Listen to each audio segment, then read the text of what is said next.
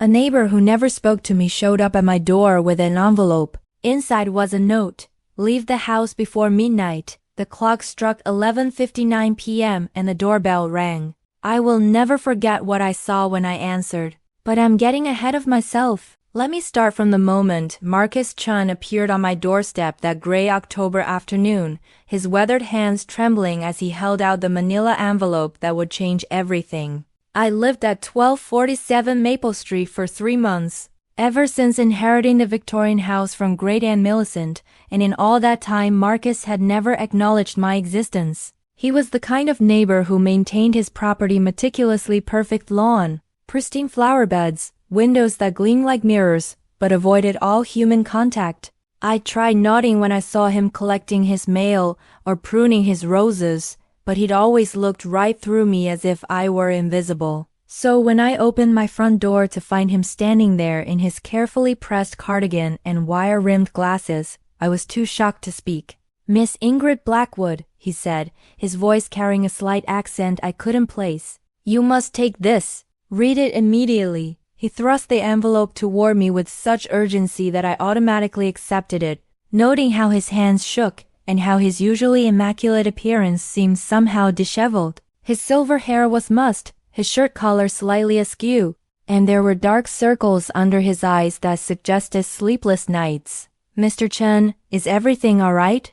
I asked, but he was already backing away from my door. "Read it now," he repeated, his eyes darting nervously to the windows of my house. "Every word, and do exactly as it says, Miss Blackwood. Your life depends on it." Before I could respond, he turned and hurried back across the street to his own house, moving with surprising speed for a man who appeared to be in his 70s. I watched him disappear inside, then noticed something that made my skin crawl.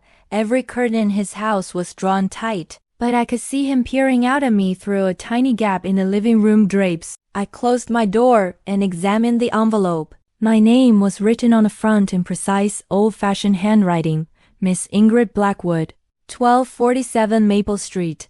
No return address, no postmark. The envelope was sealed with what looked like red wax, though when I touched it, the substance felt strangely warm. Inside was a single sheet of cream-colored paper with a message that made my blood run cold. Asterisk Miss Blackwood. Asterisk asterisk. You are in immediate danger.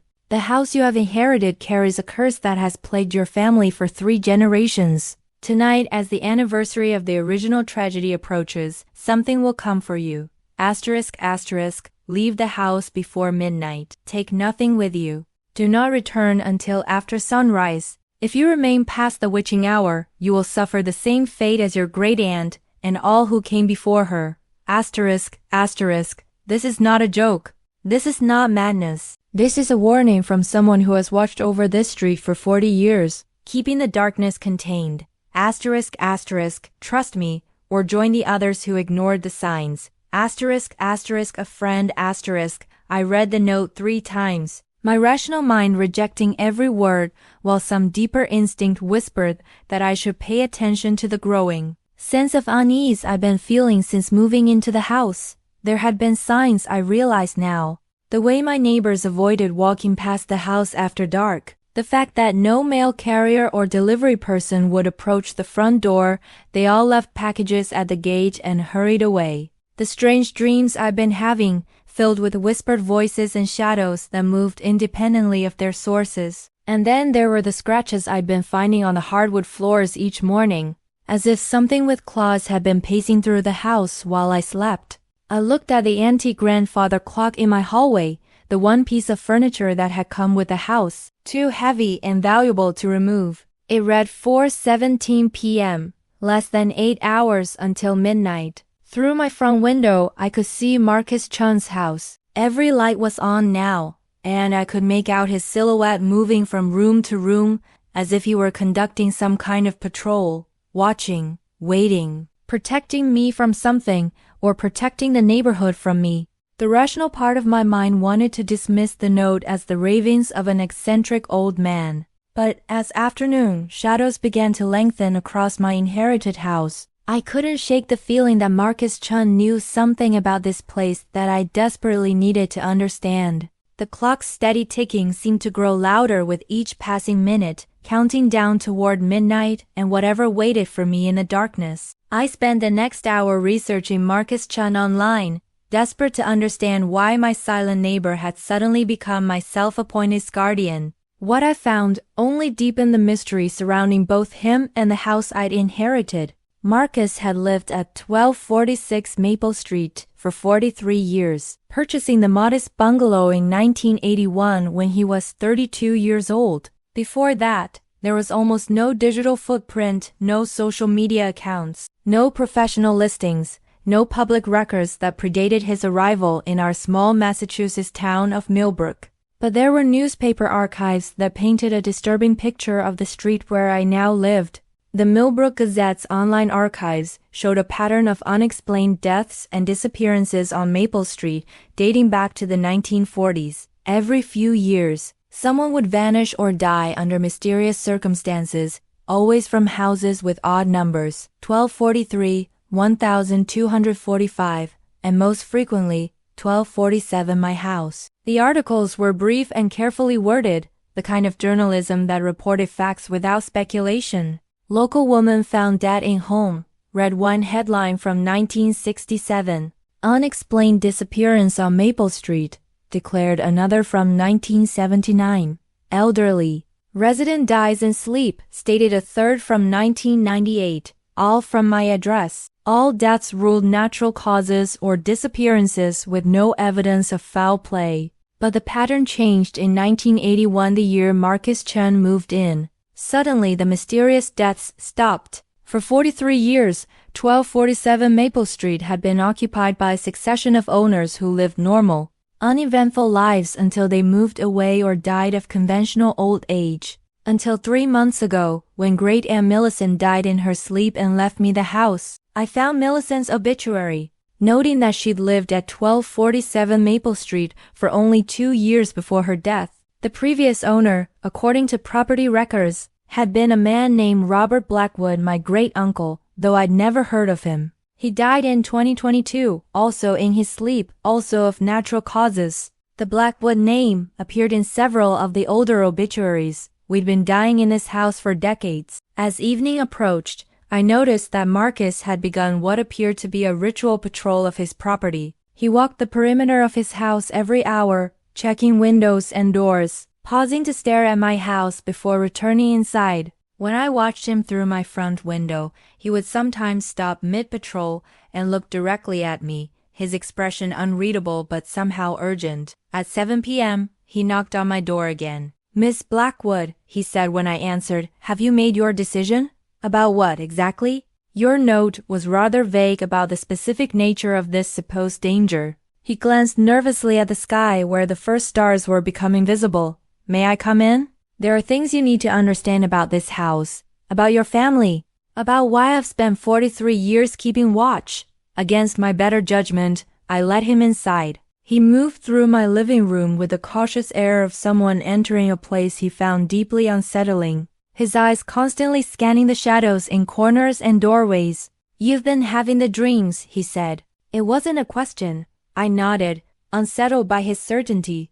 "How did you know?" "Because they always have the dreams first. Your great-aunt, your great-uncle, all the others. The house calls to them through sleep before it claims them in waking life." "Claims them how?" Marcus settled into my grandmother's old armchair, looking older and more fragile than he had outside. "Miss Blackwood, what do you know about your family history? About why the Blackwoods have been drawn to this particular house for 3 generations?" "Nothing." I never even heard of Great Aunt Millicent until her lawyer contacted me about the inheritance. My parents died when I was young, and I was raised by my maternal grandmother. The Blackwood side of the family was never discussed, because they were trying to protect you from this legacy. Marcus pulled out a worn leather journal from his jacket. "But protection only works as long as you stay away from the source. The moment you moved into this house, you became part of the pattern." He opened the journal, revealing pages of meticulous notes, dates, and what appeared to be hand-drawn maps of the neighborhood. "I've been documenting everything for 4 decades, Miss Blackwood. Every strange occurrence, every unexplained death, every night when the darkness in your house grows stronger. What darkness? The thing that your great-grandmother awakened when she first built this house in 1923. The entity that has been feeding on your bloodline ever since, growing stronger with each generation, it claims. Through my windows I could see that full night had fallen. The grandfather clock in my hallway chimed 8 times. 4 hours until midnight. 4 hours to decide whether to trust a neighbor who claimed to be protecting me from a family curse, or to dismiss his warnings as the delusions of an isolated old man. As if sensing my doubt, Marcus closed his journal and looked directly at me. Miss Blackwood, how many members of your family do you think have died natural deaths in their own beds? I thought about it and realized I couldn't name a single one. And how many, he continued, have died in this house? The answer, I was beginning to understand, was far too many to be a coincidence. Marcus opened his journal to a page filled with newspaper clippings, photographs, and handwritten notes. The heading at the top read, The Blackwood Curse, A Timeline of Death. Your great-grandmother, Eleanor Blackwood, commissioned this house in 1923, he began, his finger tracing entries in his careful script. She was a widow with substantial wealth and unusual interests: seances, spiritualism, communication with the dead. He showed me a faded photograph of a stern-faced woman standing in front of my house when it was newly constructed. Eleanor Blackwood had been beautiful in a sharp, angular way, with dark hair pulled severely back and eyes that seemed to look directly through the camera lens. Eleanor didn't just want a house, Marcus continued. She wanted a conduit. She had the foundation laid according to specific occult specifications,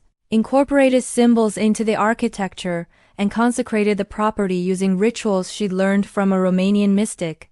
I studied the photograph more closely, noticing details about my house that I somehow overlooked despite living there for 3 months. The decorative ironwork around the windows wasn't random, it formed symbols that looked almost like runes. The front door had a threshold made of black stone carved with designs I'd assumed were merely ornamental. She succeeded beyond her wildest expectations, Marcus said grimly. Eleanor made contact with something from beyond the veil, but what came through wasn't her deceased husband looking to comfort her from the afterlife. What was it? Something ancient and hungry, something that had been waiting for an invitation to enter our world. He turned to another page showing a death certificate dated 1924. Eleanor Blackwood, found dead in her bed, apparently peaceful in her sleep. But the servants reported that her body was covered in strange marks, as if something had been feeding on her life force. The pattern Marcus described was both fascinating and terrifying.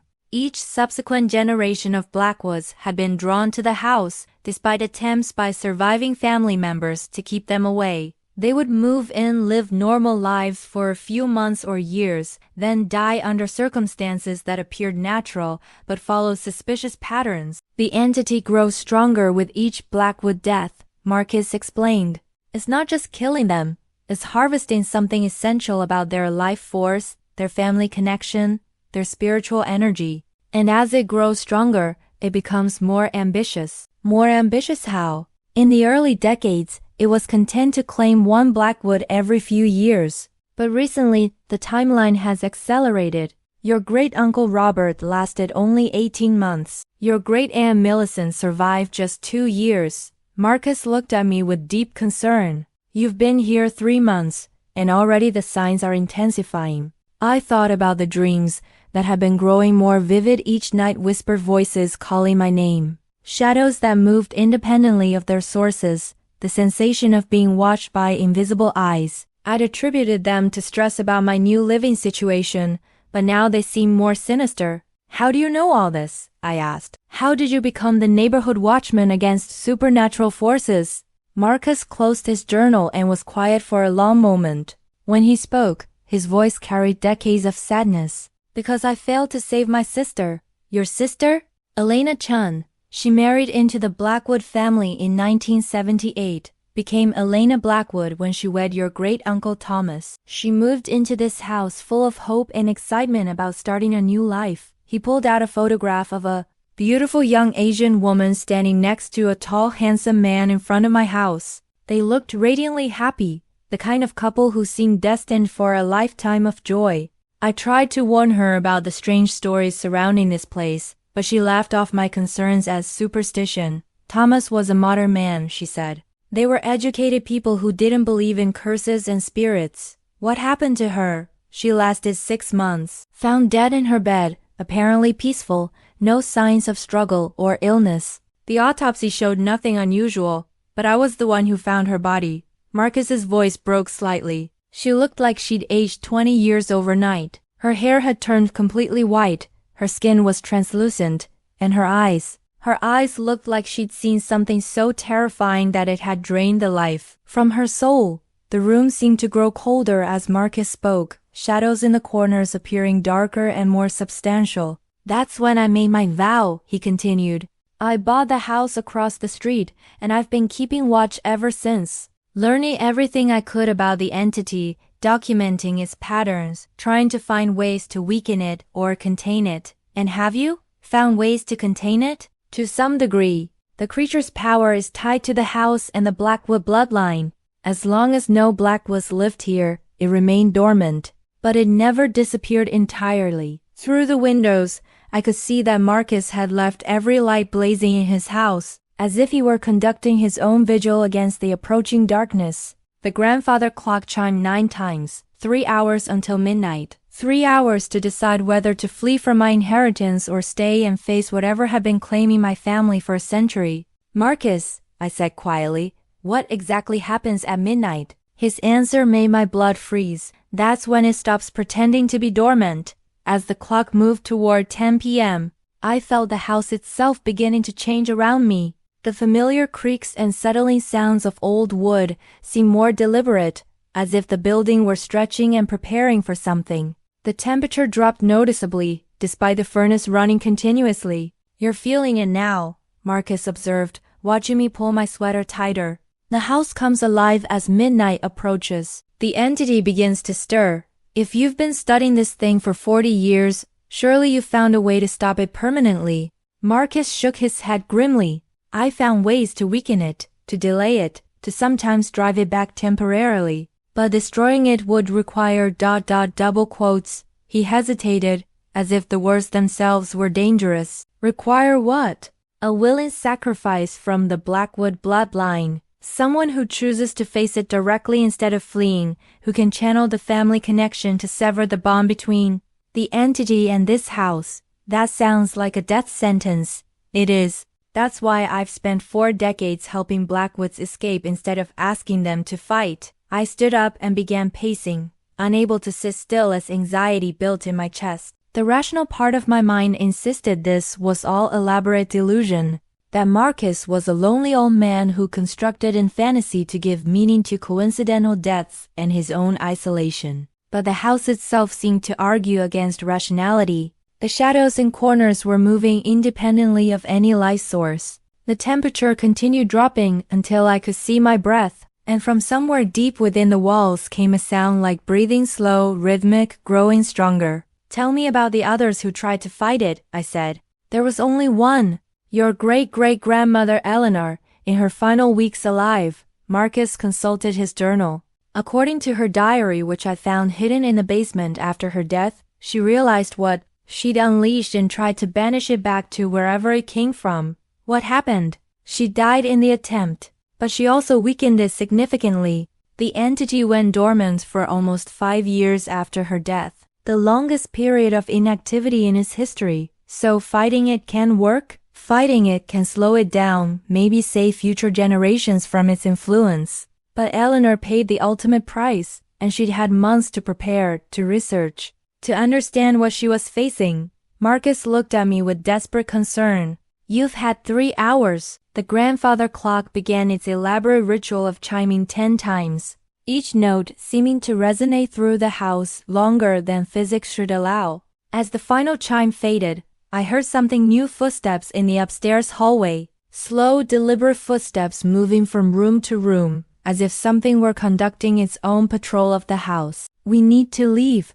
Marcus said urgently, rising from his chair. Now, while we still can. What if I don't go? What if I stay and try to end this? Then you'll die, Miss Blackwood. And the entity will be stronger than ever. ready to claim the next Blackwood who inherits this cursed property. I thought about my family line, all the cousins and distant relatives I never met who might someday find themselves drawn to 1247 Maple Street. How many more generations will be lost to this thing if I chose the safe path of escape? Marcus, in all your research, did you ever find Eleanor's diary? The one where she documented her attempts to fight the entity. He nodded reluctantly. It's in my house, hidden in my basement safe, along with all her research materials and ritual implements. Could someone use that information today? With modern knowledge, better preparation? Theoretically, yes. But Miss Blackwood, you're talking about facing something that has been feeding on your bloodline for a century.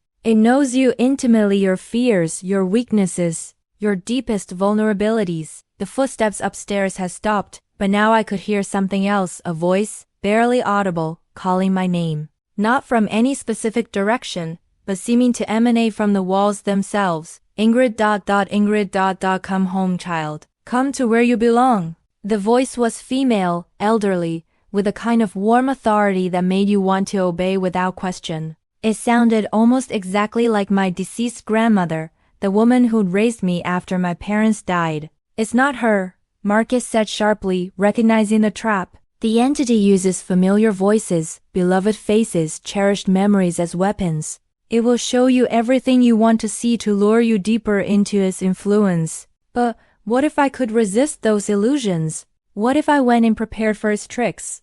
Miss Blackwood, please. I've watched too many good people die in this house. I can't watch another. The clock on the mantel, a smaller timepiece I'd inherited along with the house, began ticking more rapidly, as if time itself were accelerating toward midnight. When I looked at it, the hands showed 11:15, 45 minutes. Through the windows, I could see Marcus's house blazing with light like a beacon in the darkness, a safe harbor across the street, where I could wait until sunrise and then continue the cycle of running that had defined the Blackwood family for 3 generations. Or I could stay and try to break the cycle permanently, knowing that failure meant joining the long line of family members who died in this house. The voice came again, closer and more insistent. Ingrid, sweetheart, don't listen to the old man. Come upstairs. Come see what grandmother has waiting for you.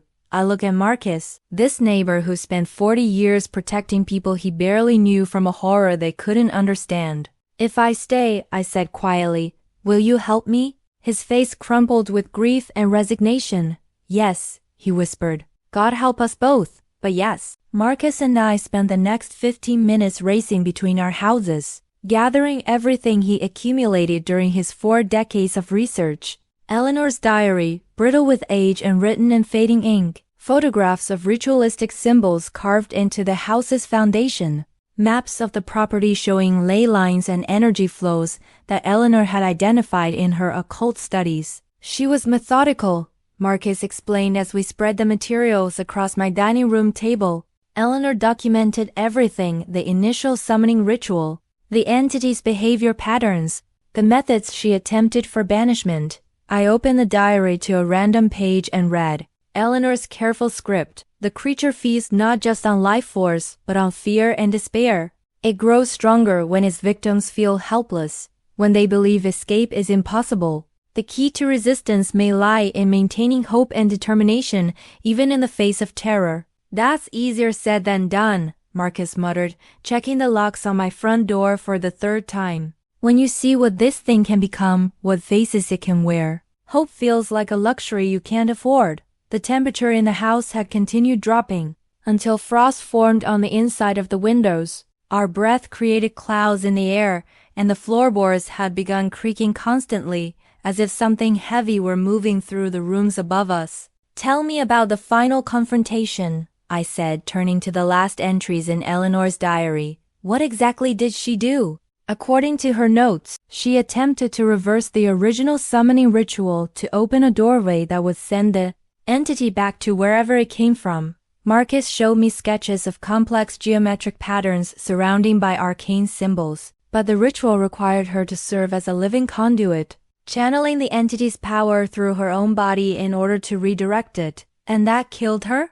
The physical strain was enormous, but that's not what killed her. The entity fought back, showing her visions designed to break her will and make her abandon the ritual. Marcus's voice grew quiet. It showed her everyone she'd ever lost, everyone she'd ever failed to save. It made her experience their deaths as if she were responsible. I thought about my own losses, my parents' car accident when I was 8, my grandmother's slow decline from Alzheimer's, the friends and relationships I'd lost through my own mistakes and shortcomings. If the entity could weaponize guilt and grief, I'd be extremely vulnerable. But she didn't stop the ritual. Not according to the final entry. She wrote, "I can see Thomas and little William, my husband and son who died of influenza. They're reaching for me, begging me to join them, telling me this pain can end if I just let go. But I know it's not really them. The real Thomas would want me to protect future generations, and little William would want other children to be safe. I continue the ritual for them, not despite them." The grandfather clock chimed 11:30, 29 minutes until midnight. As if responding to the approaching deadline, the house began to shake slightly, not like an earthquake, but like something enormous was stirring beneath the foundation. The lights flickered, and I could hear what sounded like whispered conversations coming from every room except the one we occupied. "It knows what we're planning," Marcus said, his face pale with fear. "The entity can sense when someone intends to fight rather than flee. It's marshalling its full power. Then we'd better get started." Following Eleanor's notes, we began preparing the ritual space in my living room. Marcus had brought chalk infused with sea salt, which we used to draw a complex protective circle around the area where I would need to stand. The pattern included symbols from multiple occult traditions, protection sigils, banishment runes, and what Eleanor called anchoring marks, designed to keep my soul tethered to the living world during the confrontation. "Remember," Marcus said as he helped me understand the ritual's requirements, "the entity will try to break your concentration by showing you things that feel more real than reality. It will use voices of people you love, faces of people you've lost, memories of your worst failures and deepest traumas. How do I fight that?" "You don't fight it, you acknowledge it and continue anyway." Eleanor's diary is clear on this point. The key to success isn't avoiding the entity's psychological attacks, but maintaining your purpose despite them. The clock struck 11:45, 15 minutes. The whispered conversations from the other rooms had grown louder and more distinct. I could hear what sounded like my parents calling my name, my grandmother singing lullabies, friends from childhood inviting me to join their games. All the voices were warm and loving, but they came from empty rooms in a house where something inhuman waited to claim my life. "Marcus," I said as we completed the final preparations, "what happens if the ritual works? What happens to you, to the neighborhood, to this house? If it works, truly works, the entity will be banished back to whatever realm Eleanor originally contacted. The house will just be a house again. The deaths will stop." He paused, looking older and more fragile than ever. "And I can finally stop keeping watch. And if it doesn't work, then you'll die. And I'll spend whatever time I have left trying to warn whoever inherits the house next." I looked around the living room, where I spent 3 months trying to build a new life. The protective circle surrounded me like a barrier between the normal world and the supernatural horror that was about to test every bit of courage I possessed. Through the window, I could see Marcus's house still blazing with light, a reminder that there was still time to run, still time to choose safety over sacrifice. But I thought about all the Blackwoods who died in this house, all the future family members who would face the same choice if I failed to act. The clock struck 11:50, 10 minutes until midnight. 10 minutes to prepare for a confrontation with something that had been waiting a century to claim my life. "I'm ready," I told Marcus, though we both knew that no one could truly be ready for what was coming. The grandfather clock struck 11:59, and everything in the house went silent. The whispered voices stopped. The creaking floorboards went still. Even the forced air heating system ceased its background hum, leaving us in a silence so complete it felt like the world itself was holding its breath. "It's beginning," Marcus whispered from his position outside the protective circle. I stood in the center of Eleanor's ritual pattern, holding her diary open to the banishment incantation she'd written in her final hours. The words were in Latin, which I'd studied in college, but the pronunciation guides Eleanor had included suggested this was a much older dialect than I was familiar with. The doorbell rang. One clear, normal-sounding chime that echoed through the house like a gunshot in a supernatural silence. "Don't answer it," Marcus said urgently. "Whatever's out there is not human." But even as he spoke, I heard the unmistakable sound of a key turning in the front door lock, slow, deliberate, as if whoever held the key wanted us to hear each metallic click of the mechanism turning.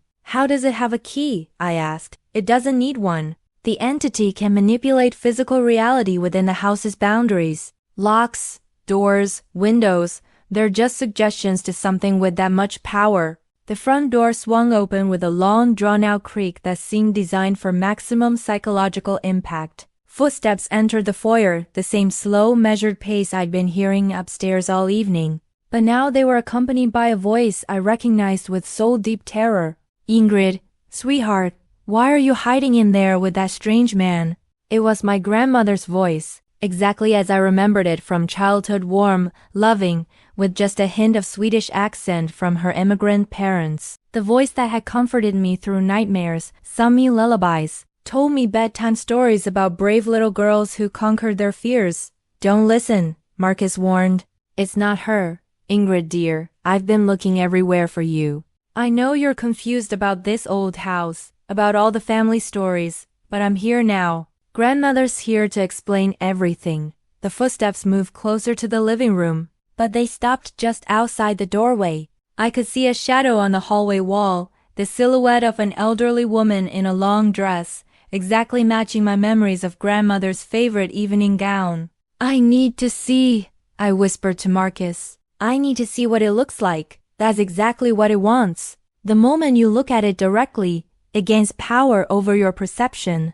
It can show you anything it wants you to see. But the voice was so perfectly accurate, so filled with the gentle authority that had guided me through childhood, that part of me began to believe it really was her. "Ingrid, sweetheart, you don't need to be afraid. The old man has filled your head with terrible stories, but they're not true. Come to grandmother. Let me hold you like I used to when you had bad dreams."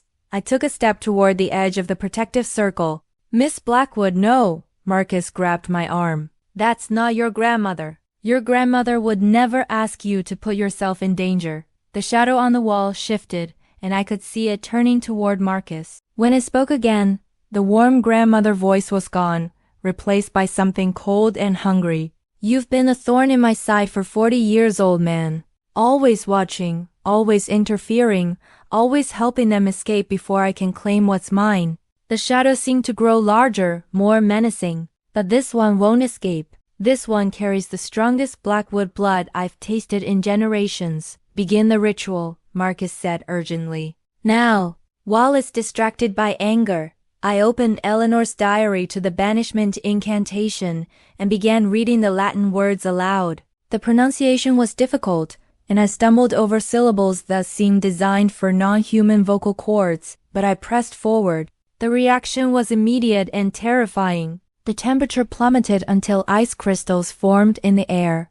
Every piece of glass in the house, windows, mirrors, light bulbs, began vibrating with a high-pitched whine that set my teeth on edge. The shadow on the wall contorted into something that no longer resembled anything human. "You think you can banish me with the same weak magic that your ancestor attempted?" The voice was no longer pretending to be my grandmother. It was something ancient and vast and absolutely furious. "I have fed on Blackwood fear and Blackwood death for a century. I am stronger now than Eleanor ever imagined." The shadow detached itself from the wall and began moving toward the living room entrance. As it crossed the threshold, I saw the entity's true form for the first time. It was a writhing mass of darkness that occasionally coalesced into recognizable shapes: my grandmother's face, my parents' bodies, childhood friends who died young. But underneath the shifting illusions was something that hurt to look at directly, something that seemed to exist in more dimensions than human eyes could process. "Continue the ritual," Marcus shouted over the supernatural wind that had begun howling through the house. "Don't let it break your concentration." I kept reading, even as the entity showed me increasingly disturbing visions. My parents' car accident, playing out in slow motion with my 8-year-old self, somehow responsible for their deaths. My grandmother's final moments, alone and calling my name while I was too busy with work to visit. Every failure, every loss, every moment of guilt and shame from 32 years of life. But Eleanor's words echoed in my mind. The real Thomas would want me to protect future generations. The real grandmother would want me to end this curse. The real parents would want me to save other families from this horror. I continued reading, and the entity began to scream. The entity's screaming wasn't just sound, it was a psychic assault that felt like claws raking through my mind.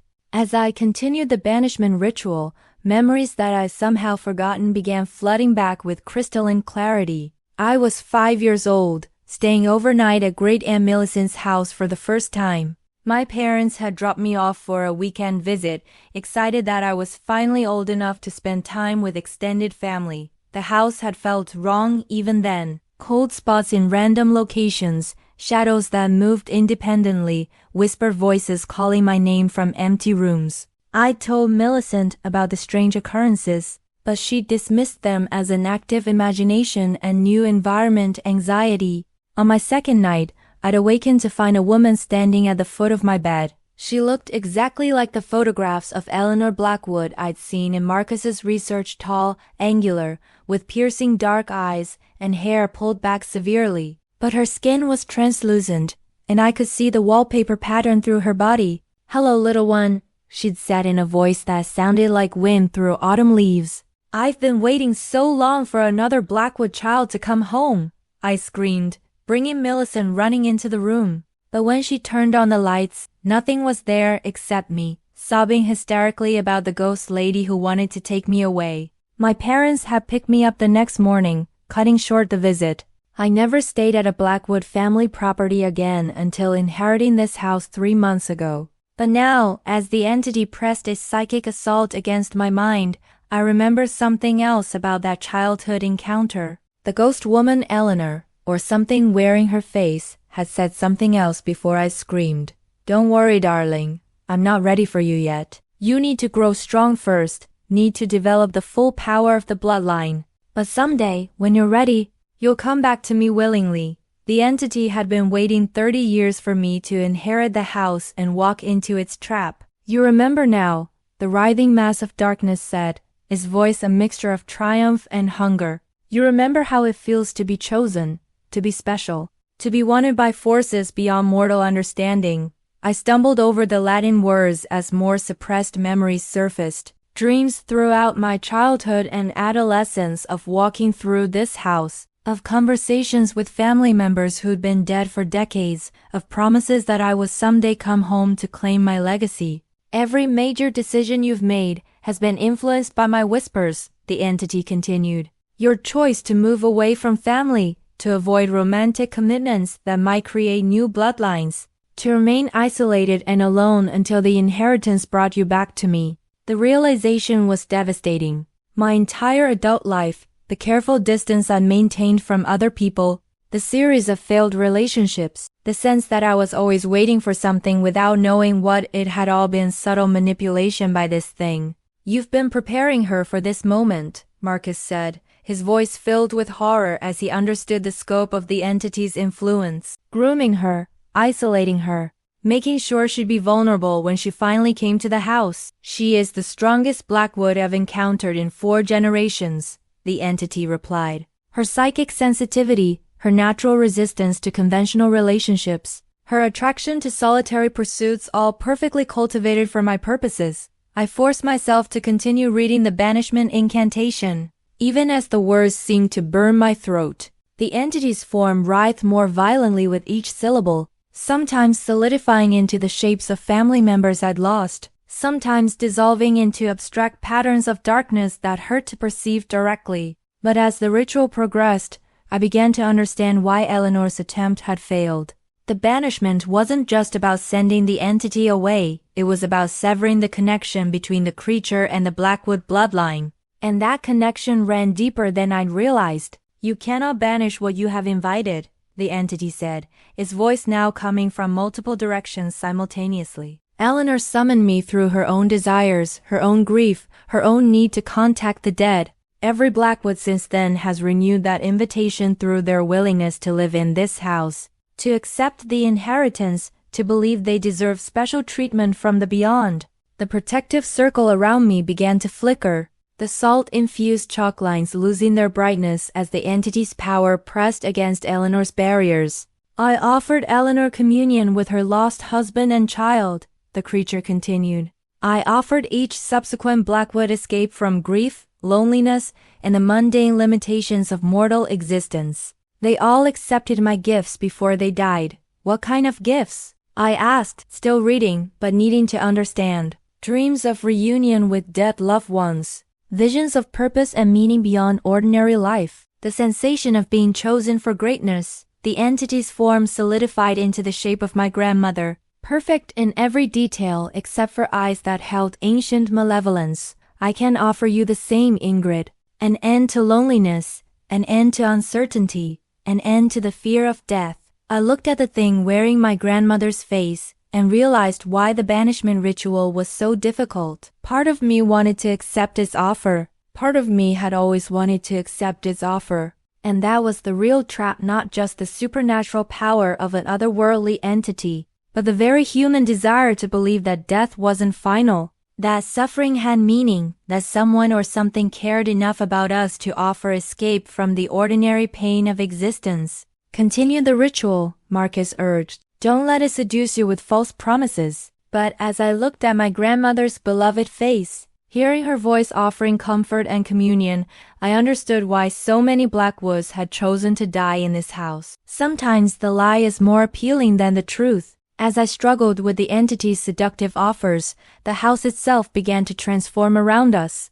The walls started bleeding not blood, but some dark substance that moved with its own purpose, forming symbols and patterns that hurt to look at directly. The floorboards warped and buckled, creating uneven surfaces that seemed to shift when I wasn't looking directly at them. The house is rejecting the banishment ritual, Marcus said, his voice tied with fear. The entity has been here so long that it's become part of the structure itself. I continued reading Eleanor's incantation, but the Latin words seemed to fight back against pronunciation, my tongue becoming clumsy and uncooperative as supernatural forces tried to prevent the ritual's completion. That's when the entity played its most devastating card. The writhing mass of darkness suddenly solidified into a perfect replica of my father, looking exactly as he had on the day he died. Tall, gentle, with the kind eyes that had made me feel safe throughout childhood. Ingrid, sweetheart, he said in the voice that had read me bedtime stories and helped with homework and promised that everything would be okay when the world seemed scary. Why are you trying to send us away? We've been waiting so long to see you again.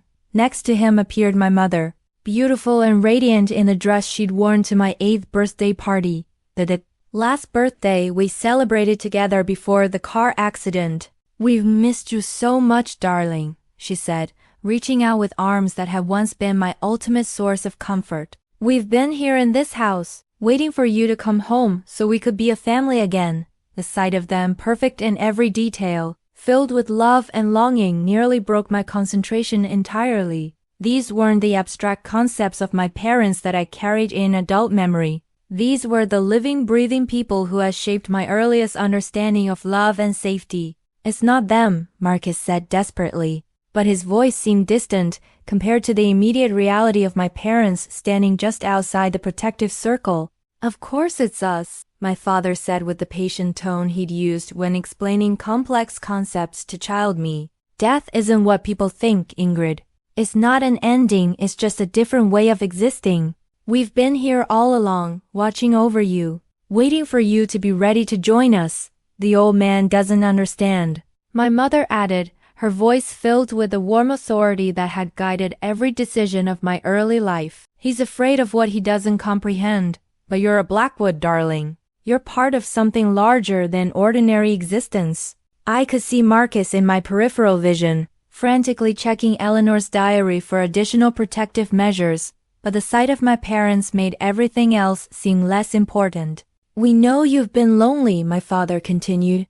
We know you've struggled with relationships, with finding your place in the world. That's because you were never meant for ordinary life, sweetheart. You were meant for this, to bridge the gap between life and death, to help other families find the peace we found here. All you have to do is stop the ritual, my mother said. Stop fighting what you've always known was your destiny. Step outside the circle and let us hold you again. I found myself moving toward the edge of the protective barrier, drawn by 30 years of missing them, of wondering what my life would have been like if they'd survived to guide me through adolescence and adulthood. Miss Blackwood, stop! Marcus's voice cut through the emotional fog. Think about what your real parents would want for you. Would they want you to die? Would they want you to sacrifice your life to join them in some supernatural prison? The question pierced through the entity's illusion like a blade. My real parents had died trying to protect me. They'd been on their way to pick me up from a sleepover when the accident occurred. They spent every day of my life teaching me to be strong, independent, capable of taking care of myself. They would never ask me to throw away the life they died protecting. You're not them, I said to the perfect replicas of my parents. You're using their faces, their voices, their love as a weapon against me. The expressions on their faces shifted from loving to disappointed. Ingrid, you're making a mistake, my father's voice said, but now it carried undertones of something cold and alien. We're offering you everything you've ever wanted: reunion, purpose, an end to loneliness. What I want, I said, my voice growing stronger as I returned to the ritual, is for my parents to rest in peace instead of having their memories twisted into tools for manipulation. I resumed reading the banishment incantation with renewed determination, and the house responded with fury. Windows shattered throughout the building, sending glass cascading like deadly rain. The dark substance oozing from the walls began forming into shapes, hands reaching out, faces screaming silently, bodies writhing in eternal torment. You see them? The entity asked, his voice now completely alien, no longer bothering with familiar faces. Every Blackwood who has died in this house, they are all part of me now, all absorbed into my essence. Their memories, their personalities, their love for family, it all belongs to me. The shapes in the dark substance became more defined, and I could recognize some of them from Marcus's research. Eleanor Blackwood, twisted with anguish. Thomas and little William, the husband and son she lost to influenza. Dozens of family members spanning a century, all trapped within the entity's form. Join them willingly, the creature continued, and you can maintain some semblance of your individual identity. Fight me, and I will tear your soul apart and scatter the pieces throughout eternity. But looking at the tormented faces of my ancestors, I understood something Eleanor had written in her diary. The real Thomas would want me to protect future generations. The Blackwoods trapped within the entity weren't really my family anymore. They were echoes, shadows, fragments of memory twisted into weapons against the living. The real Eleanor would want me to complete what she started. The real Thomas and William would want other families to be safe. And my real parents would want me to fight for my life with everything I had. I spoke the final words of the banishment ritual with absolute conviction, and the entity began to tear itself apart. The completion of the banishment ritual didn't send the entity away. Instead, it seemed to compress all of its power into a single desperate assault on my psyche. The protective circle flickered and sparked like a failing electrical circuit as supernatural forces pressed against Eleanor's barriers with the weight of a century's worth of accumulated malevolence. You think your ancestors' weak magic can contain me? The entity roared, its voice now coming from every surface in the house simultaneously. I have grown beyond her comprehension, beyond her power to control or banish. The dark substance covering the walls began to pull away, revealing something that made both Marcus and me recoil in horror. Underneath the supernatural manifestations, the house's original structure was exposed, and it was covered in human remains. Bones were mortared into the foundation stones. Skulls grinned from the supporting beams. What I had thought were decorative carvings in the woodwork were actually finger bones arranged in occult patterns. Eleanor didn't just summon me, the entity said with satisfaction. She fed me. Every vagrant, every drifter, every person who disappeared from Millbrook in the 1920s, they all became part of this house's structure, part of my physical anchor in your world. That's impossible, Marcus said, but his voice lacked conviction. The police would have investigated missing persons, The police investigated what I allowed them to find. Eleanor was a respected widow with substantial community influence. When undesirable people disappeared, the authorities were content to assume they'd moved on to other towns. I understood now why the banishment ritual was failing. The entity wasn't just a supernatural presence in the house, it was literally built into the structure, sustained by human sacrifice and anchored by decades of death. But you made a mistake, I said, still maintaining my position within the protective circle despite its flickering instability. You got greedy. You started killing Blackwoods instead of just using them as conduits. The Blackwood bloodline carries unique psychic sensitivity. Each death provides exponentially more power than ordinary humans. The entity's form solidified into Eleanor's shape, but now I could see the malevolent intelligence that had been wearing her face for a century. Your great-great-grandmother thought she was summoning her dead husband. Instead, she opened a doorway for something that had been waiting eons for access to your world. What are you really? I am hunger. I am the space between heartbeats, the darkness behind closed eyelids, the silence after the last breath. The creature began moving closer to my failing circle. I am what waits for every living thing when consciousness finally ends. The protective barrier sparked again and went out entirely, leaving me standing defenseless in the center of the ritual pattern. But instead of attacking immediately, the entity paused, studying me with curiosity that felt more unsettling than outright hostility. You're not afraid, it observed. I'm terrified, I corrected. But terror isn't the same as helplessness. Explain. I thought about Eleanor's diary, about her final moments when she'd chosen to continue the ritual despite knowing it would kill her. About Marcus, who'd spent 40 years of his life protecting strangers from a horror he couldn't fully understand.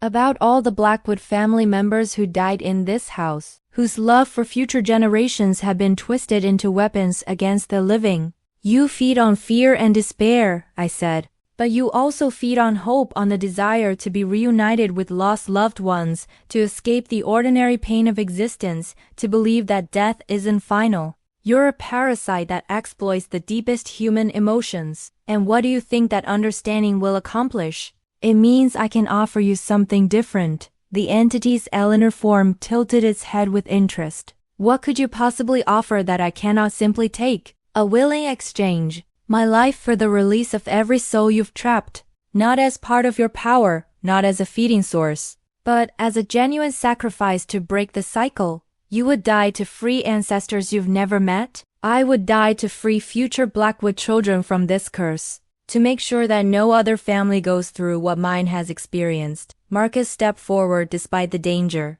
Miss Blackwood, you don't have to do this. We can find another way. There's no other way, I said quietly. Eleanor tried to banish it and failed because the entity was already too established, too integrated into the house's structure. But she didn't try to offer herself as a complete replacement for all the souls it's collected. A replacement? The entity's interest was clearly piqued. You would take the place of over 100 trapped spirits. If that's what it takes to free them and end the curse, yes. And what makes you think your single soul is worth a century of accumulated power? I smiled grimly. Because I'm a Blackwood with full knowledge of what you are, making the choice freely and without deception. That kind of willing sacrifice carries exponentially more spiritual weight than 100 victims taken through trickery and manipulation. The entity was quiet for a long moment, considering the offer.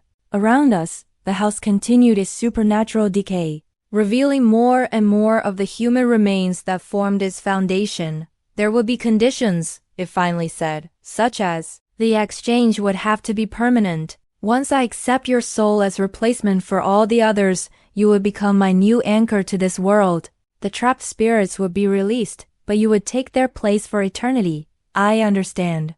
And you would experience every moment of suffering that each of those 100 souls endured. Every death, every torment, every moment of despair, it would all become part of your existence. I thought about the faces I seen in the dark substance, the twisted expressions of anguish and loss. A century of accumulated suffering compressed into a single consciousness. I accept, I said. The entity smiled with Eleanor's face, but the expression was purely predatory. Then let us begin. The moment I spoke the words, "I accept," the house around us began to transform in ways that defied physical reality. The walls became translucent, revealing the spiritual architecture that existed beneath the material structure, layers upon layers of trapped souls, forming a complex web of supernatural energy. I could see them now, all the people who had died to build and sustain this nightmare.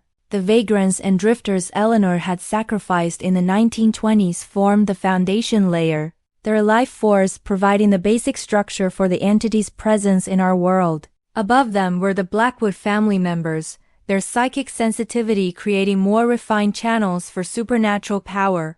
At the center of it all was the entity itself, not the writhing mass of darkness I'd seen before, but its true form. It looked like a void in the shape of a human, a gap in reality that hurt to perceive directly. "The exchange must be voluntary and complete," the creature said, its voice now coming from that impossible absence at the heart of the spiritual architecture. "You must willingly take responsibility for every soul I've claimed, every death I've caused, every moment of suffering I've inflicted. I understand. Do you? Let me show you what that means." The void thing touched my forehead with appendages that weren't quite hands, and suddenly I was experiencing the death of every person who'd ever died in this house. Eleanor's first victim, a homeless man she lured with promises of work and shelter, who'd realized too late that the basement ritual wasn't about contacting the dead, but creating a doorway for something hungry and ancient.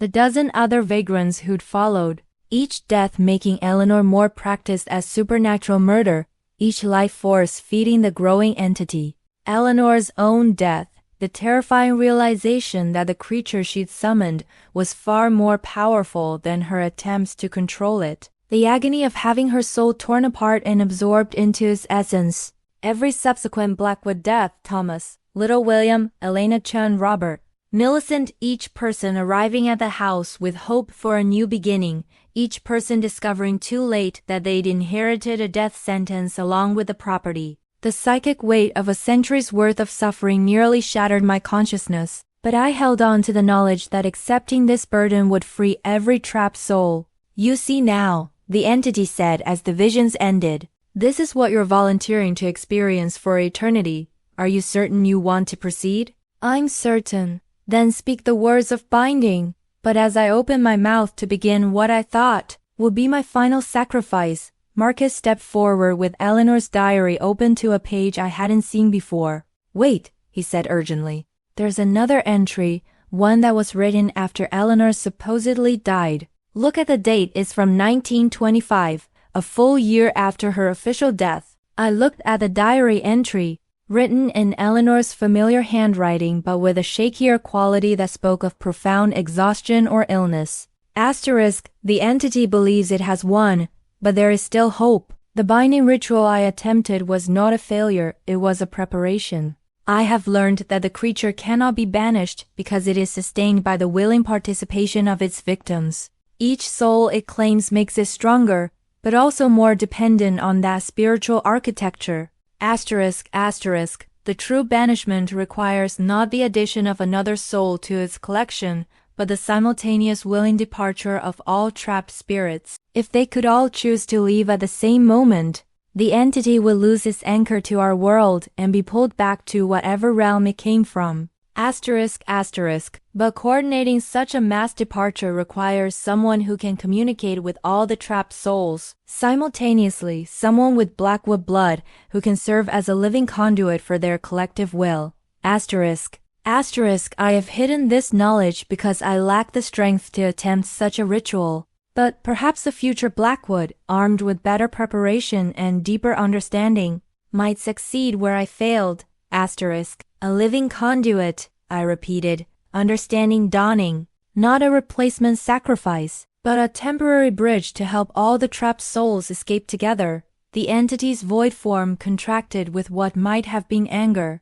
That ritual is theoretical at best. It has never been attempted, because you made sure no Blackwood lived long enough to try it, Marcus said. But Miss Blackwood isn't trapped yet. She's still alive, still free to choose her own spiritual path. I looked around at all the faces visible in the supernatural architecture, a century of victims who'd been tricked, manipulated, or coerced into becoming part of the entity's power structure. Eleanor's right, I said to the trapped souls. You don't have to stay here. You can choose to leave, to find whatever comes after death instead of being imprisoned in this spiritual web. They cannot hear you, the entity said. They are part of me now. But even as it spoke, I could see some of the faces turning toward my voice, hope flickering in eyes that had been empty for decades. I can hear her, said a voice that sounded like Eleanor Blackwood. We all can hear her. The binding is breaking, added another voice, a man I thought might be Thomas. The girl is offering us a choice instead of commanding our obedience. One by one, the trapped souls began to respond, their individual voices joining together into a chorus of liberation. They hadn't been completely absorbed into the entity's essence. Part of their consciousness had remained intact, waiting for someone to offer them an alternative to eternal imprisonment. Will you help me? I asked them. Will you choose to leave this place together? Yes, they said in unison. Yes, we choose freedom. The entity shrieked as its carefully constructed spiritual architecture began to collapse. You cannot take them from me. They are mine by right of conquest. They're mine by right of choice, I replied. And they choose to go. The house began to shake as the supernatural foundations crumbled. The human remains mortared into the walls crumbled to dust, their spiritual essence finally released. The void thing at the center of the architecture grew smaller and more desperate as its power source abandoned it. I'll find another way, it threatened, as reality began pulling it back toward whatever realm it had originally inhabited. Another bloodline, another house, another century of feeding. No, said Eleanor's voice, now filled with authority instead of despair. We're taking the knowledge of your nature with us. The living world will be warned. You will find no welcome here. The entity gave one final shriek of rage and frustration before vanishing entirely, pulled back into the space between worlds where it belonged. The house shuddered once more and then went still. When I looked around, the walls were just walls again, old, yes, but no longer corrupted by supernatural influence. The temperature returned to normal. The oppressive sense of being watched disappeared. Marcus and I stood in what was now simply an empty Victorian house, surrounded by dust that had once been the remains of a century's worth of victims. Is it over? I asked. It's over, Eleanor's voice confirmed, though it was already growing fainter as the released souls moved on to whatever came next. Thank you, Ingrid. Thank you for giving us the choice we were never offered in life. As dawn broke through windows that were no longer tainted by supernatural darkness, I realized that I'd inherited more than just a house from my family. I'd inherited the strength to break a century-old curse and free every soul who'd been trapped by it. The Blackwood family legacy would no longer be one of death and supernatural imprisonment. Starting today, it would be one of liberation and choice.